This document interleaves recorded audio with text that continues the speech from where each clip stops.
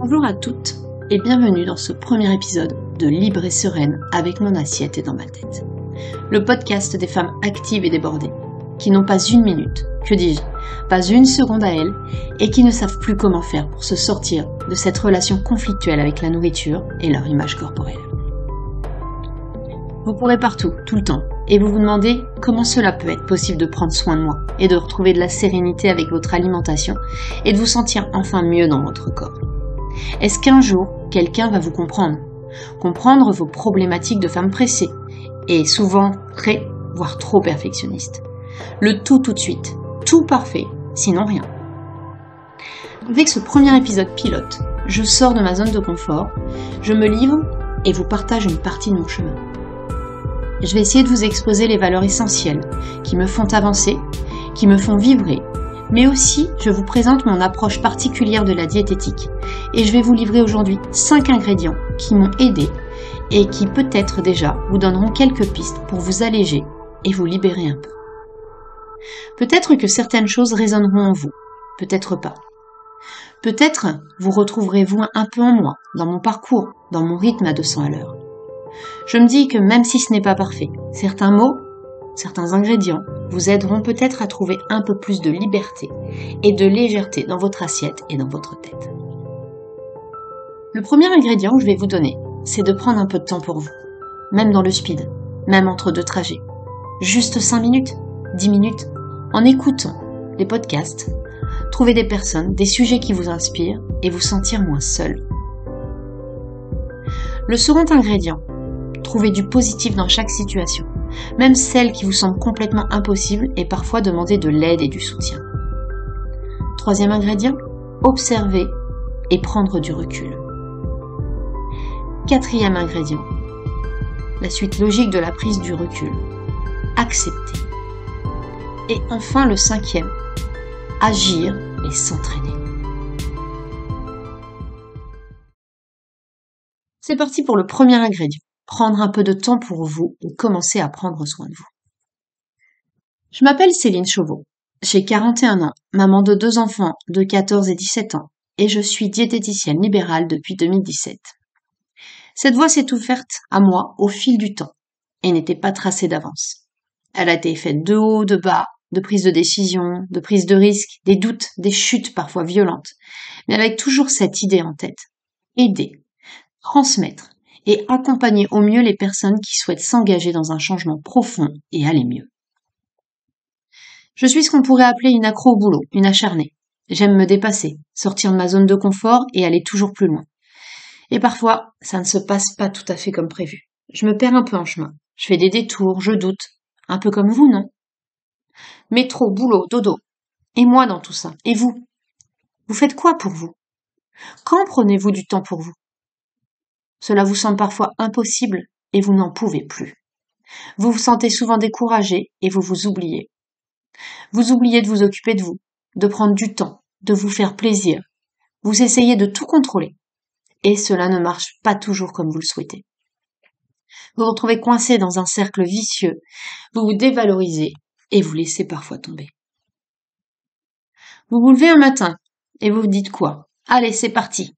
Une super journée devant moi, une journée de folie. Et 5 minutes plus tard, vous vous regardez dans le miroir. Et là, la petite voix dans la tête, celle qui vous parle, qui nous bloque parfois, celle qui nous fait douter ou rester au fond du trou. Garde-moi ça. Tu ne rentres même plus dans tes pantalons. Et puis, tu ne t'es toujours pas mise au sport. Ça fait 6 mois que tu le dis. C'est pas comme ça que tu risques d'y arriver. T'es vraiment bonne à rien. Ah, on s'en dit des choses sympas parfois.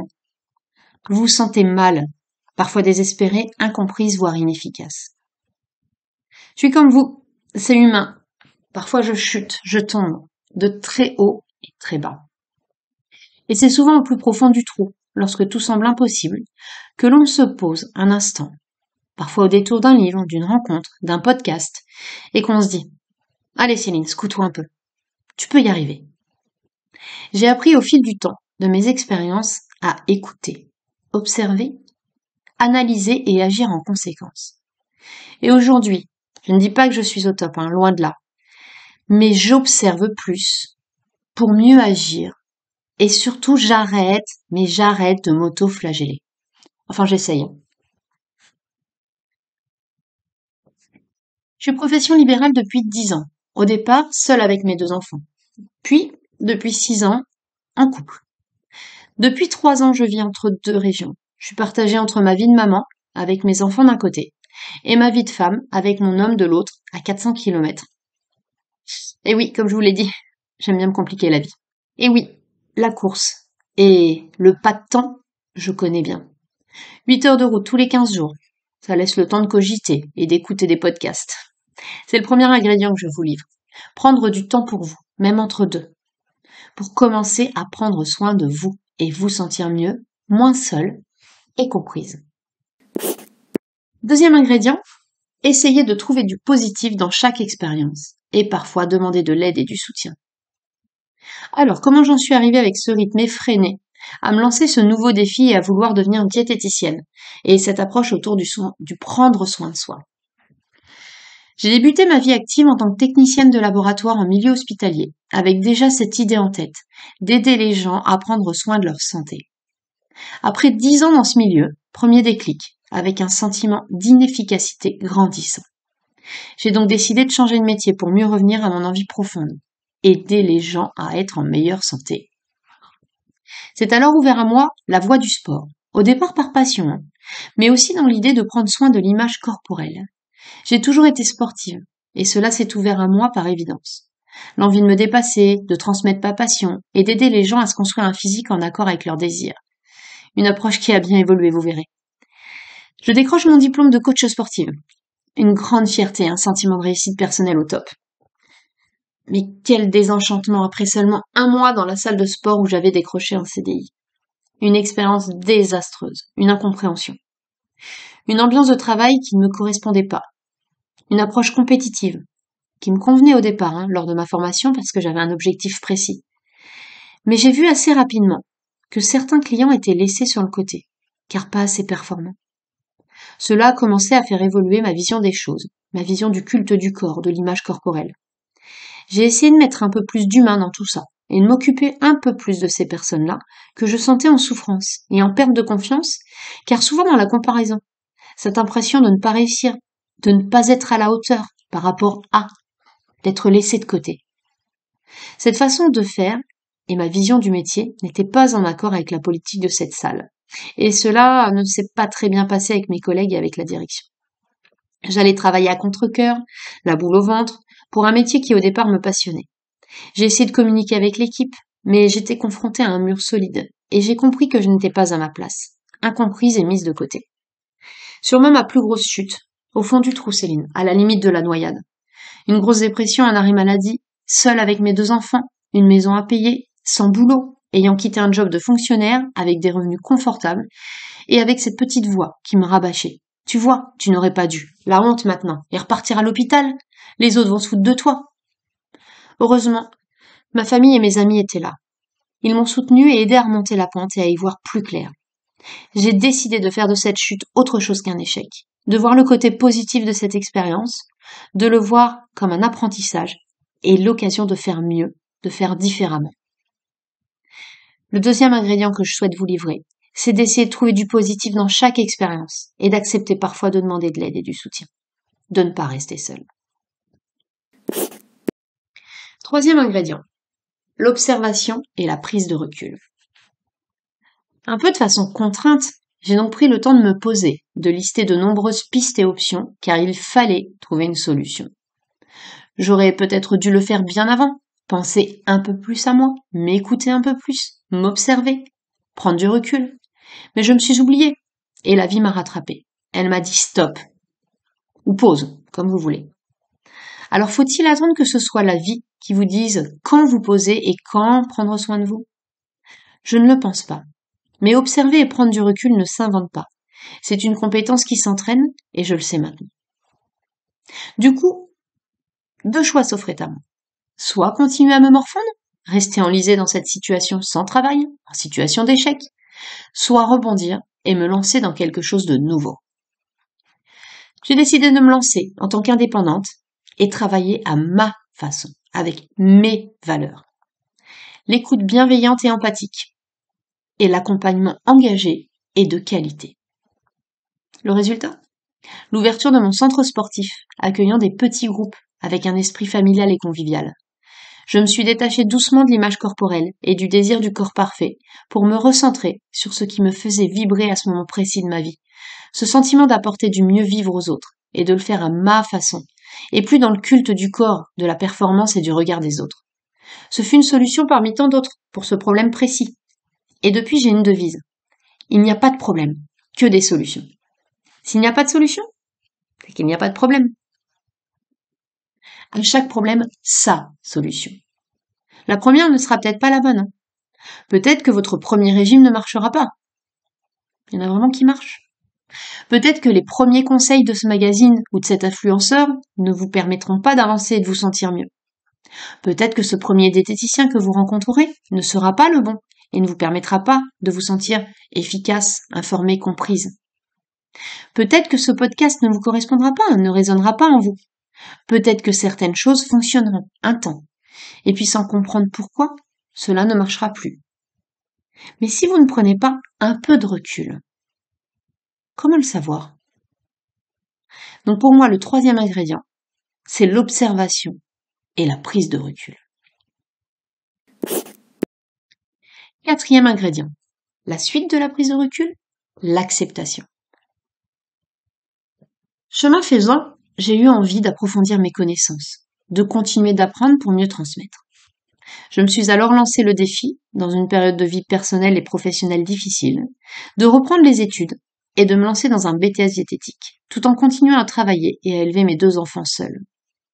Défi relevé et BTS en poche en 2017, je mets tout cela au profit de mes clients immédiatement et j'ouvre le centre Sport Santé Nutrition C/C.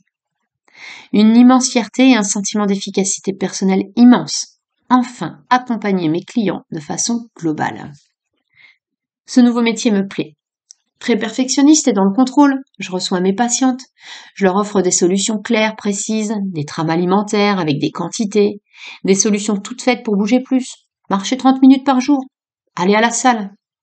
Tout ça dans la suite logique de mes études. Au début, cela fonctionne. Elles perdent du poids, tout le monde est content. Mais un truc ne joue pas complètement. Il y a des fausses notes. Des reprises de poids, des pertes de confiance, pertes de motivation. Et puis au final, certaines disparaissent, ne reviennent pas. Échec, abandon, souffrance. Mais sans vouloir en parler. Que se passe-t-il ? Je me questionne. Je sens que je dois faire évoluer les choses. Je me remets en question. De nouveau, cette prise de recul, cette observation. Et l'acceptation, l'ingrédient numéro 4. Accepter que je ne fais pas tout comme il faut, ou peut-être trop consciencieusement, sans laisser plus de place à mes émotions et à mon cœur. J'en discute avec mon conjoint, qui m'aide énormément à ce moment précis. Il m'aide à ouvrir les yeux sur ce besoin de contrôle trop présent, qui peut parfois être pesant pour mon entourage, et du coup pour mes patientes. Il m'aide à y voir plus clair, à évoluer, parce que seule la tête dans le guidon, je ne voyais pas cela. C'est pas facile, hein, mais grâce à sa bienveillance, j'accepte cette partie de moi et décide de travailler dessus petit à petit pour lâcher le contrôle. Ingrédient numéro 4. Accepter que tout n'est pas parfait et que nous avons parfois besoin de nous remettre en question pour avancer. Ingrédient numéro 5. L'action. En m'inspirant de vous, de mes patients et de leurs ressentis profonds, de leurs problématiques, leurs souffrances, en écoutant des podcasts de collègues, en lisant, je décide de revoir ma façon de travailler et de sortir des sentiers battus, sortir des trames alimentaires, des apports caloriques, des balances, de tout ce que j'ai appris jusqu'à présent. Et je me lance dans une nouvelle aventure. Les TCC, thérapie cognitive et comportementale. Toujours avec cette idée de prendre soin de mes patients, de la façon la plus adaptée et qui résonne en moi, qui me permettra d'aider un maximum de femmes stressées, qui ne laissent pas assez de place à leurs émotions et mettent en place des comportements non fonctionnels qui les font souffrir et impactent leur image. Cette thérapie, cette méthode appliquée à la diététique, est la clé pour faire sortir mes patientes de cette souffrance et des cercles vicieux dans lesquels elles sont coincées. J'en suis persuadée. L'aventure peut continuer.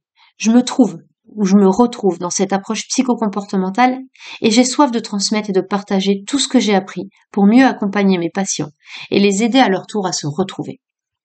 J'aurais pu continuer ce petit chemin tranquillement, mais je pense que la vie est faite de défis, de doutes, de chutes, de nouveaux départs. Et c'est pour cela que vous m'entendez aujourd'hui, car je me suis lancé un nouveau défi. Au détour d'une écoute de podcast, je tombe sur un lien vers un site, Diète en transition, site créé par 2 passionnés, Élise et Nico, qui donnent, transmettent et partagent leur expérience. Je m'inscris à une de leurs formations et Nico me challenge. Lancez un podcast. Première réaction. Vous savez, cette petite voix là dans un coin de votre tête. Mais jamais de la vie. Je ne sais pas faire ça. Les autres font mieux que moi. J'y arriverai jamais. Et en plus, ma voix. Mais je ne supporte pas ma voix. Ma tête s'emballe. Voyez là, cette petite voix là, cette toute petite voix qui prend parfois trop de place et qui peut vous immobiliser et vous empêcher d'agir. Mais avec toutes les épreuves que j'ai traversées, je me suis entraînée un peu et j'arrive mieux à l'identifier et à lui dire de se taire. Je me pose donc quelque temps, je baisse le son de cette petite voix et l'idée mûrit doucement. Mais l'idée du podcast coule de source, c'est le moyen d'apporter de l'information facilement consommable entre 2 trajets, boulot, maison, enfant. Et c'est ce que je fais, personnellement. Ça va vite, c'est facile, et ça motive. Alors go! Voici cet épisode pilote de ce podcast, enfin prêt, avec cette envie de vous apprendre à manger différemment, à apporter de la liberté dans votre assiette, mais pas que, et à vous aider à croire en vous, à vous sentir plus libre et sereine dans votre vie et avec votre alimentation. L'ingrédient numéro 5, passez à l'action. J'espère que vous serez reconnu dans certains moments de mon parcours, que vous aurez trouvé des idées déjà pour vous sentir un peu mieux. Peut-être vous sentirez-vous moins seul. Mais ce qui est certain, c'est que durant ce moment, vous avez pris du temps pour vous informer, et peut-être avez-vous envie de passer à l'action maintenant. Je vous rappelle donc les 5 ingrédients qui ont fonctionné et qui fonctionnent encore. Cela ne veut pas dire que ça fonctionnera pour vous, mais peut-être cette histoire pourrait être la vôtre. C'est l'histoire de 80% de mes patientes aujourd'hui, et qui leur permet de se sentir mieux de façon globale. Ingrédient numéro 1, trouvez un moyen simple et rapide de prendre soin de vous.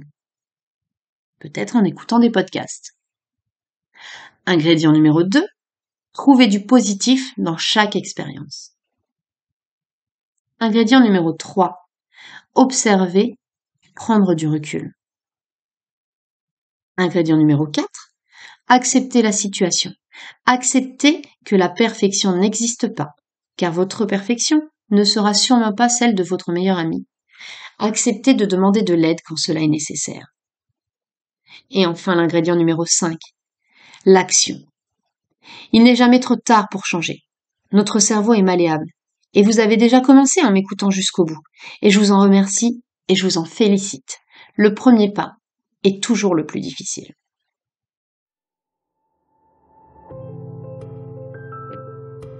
Alors, lequel de ces 5 ingrédients vous a le plus parlé? Lequel vous semble le plus compliqué à mettre en application? C'est vrai que cela peut paraître simple, vu comme ça. Et vous avez conscience déjà de tout ça, mais vous ne savez pas comment vous y prendre. Alors, ce que je vous propose, rendez-vous sur les prochains épisodes pour décortiquer certaines situations et vous donner d'autres ingrédients. Ce que vous pouvez faire également, c'est de vous abonner à ce podcast, de continuer de prendre ce temps pour vous. Même si vous pensez que ce n'est pas grand-chose, c'est déjà ça. Je vais essayer de vous proposer un épisode par mois pour vous donner des clés pour continuer votre démarche, vous apporter un maximum d'informations, de soutien et des pistes pour vous sentir efficace et actrice de votre vie. Je vous offre aussi la possibilité de me poser toutes les questions qui vous passent par la tête en commentaire et je prendrai le temps de vous lire et de répondre à un maximum d'entre elles. Parlez-moi de vos problématiques, des sujets que vous souhaitez que l'on aborde ensemble et de vos réussites surtout. Si ce podcast vous a intéressé, mettez-moi un petit like et partagez-le avec vos amis, vos collègues, votre famille, avec un maximum de personnes que vous pensez que cela peut aider. Parce que c'est le but premier de ce podcast, aider un maximum de personnes. Si vous avez envie d'en savoir plus, je vous propose d'aller visiter mon site internet Vous y trouverez des témoignages de femmes pressées que j'ai accompagnées et qui se sentent aujourd'hui plus libres. Vous retrouverez tous les liens vers ma page Facebook et mon site internet dans la description de ce podcast. Un grand merci à tous ceux qui m'ont aidé et soutenu et qui font que vous m'écoutez aujourd'hui. Un immense merci à vous de m'avoir écouté jusqu'au bout. J'espère à bientôt pour continuer à vous sentir plus libre dans votre assiette et dans votre tête. Merci à Nova Noma pour le titre Gaïa qui nous a accompagnés tout le long de ce podcast. Que l'aventure commence.